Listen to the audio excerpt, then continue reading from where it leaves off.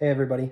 So week 3, day 2, and what I want to focus on in this workout particularly is the last portion of the play part of the session.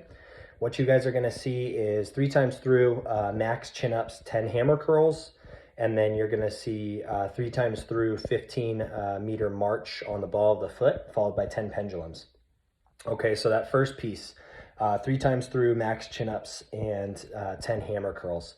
That's a supinated position, so palms are going to be facing the athlete, so opposite from the pull-up.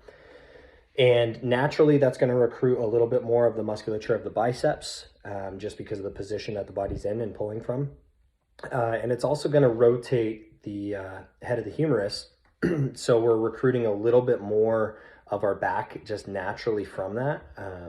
But what we are specifically looking for is scapular depression in this movement. So we want to see the shoulder physically move from the position here to down towards our hip. We want to see the shoulder pull down before we see the arm bend.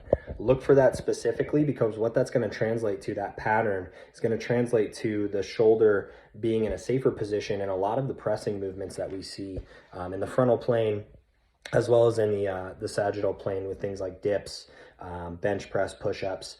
If we're able to pull the shoulder down towards the hips, we're sitting that shoulder, the head of the humerus, into more musculature. It's supported by more musculature, the greater musculature of our back. So we want to see that shoulder move down before we see the arms bend. That's the key there, followed by this hammer curls.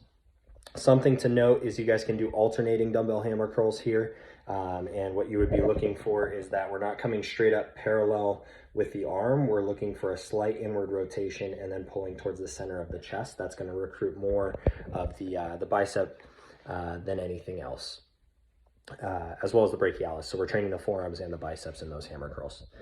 Then in the second portion, those 3 times through, march on the ball of the foot and then pendulum. So we're obviously looking for ankle stability and strength here. We want to see a stacked ankle position.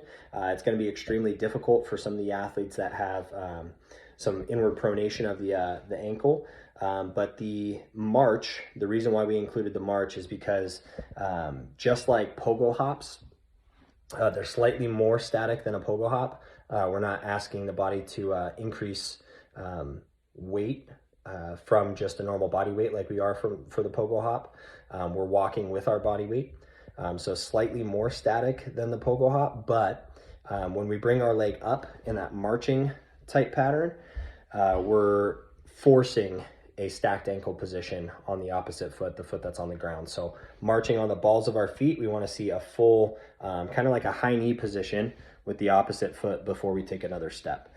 So that's what we're searching for that march. And then pendulums, obviously recruiting a little bit more balance here, but also focusing on that stacked ankle.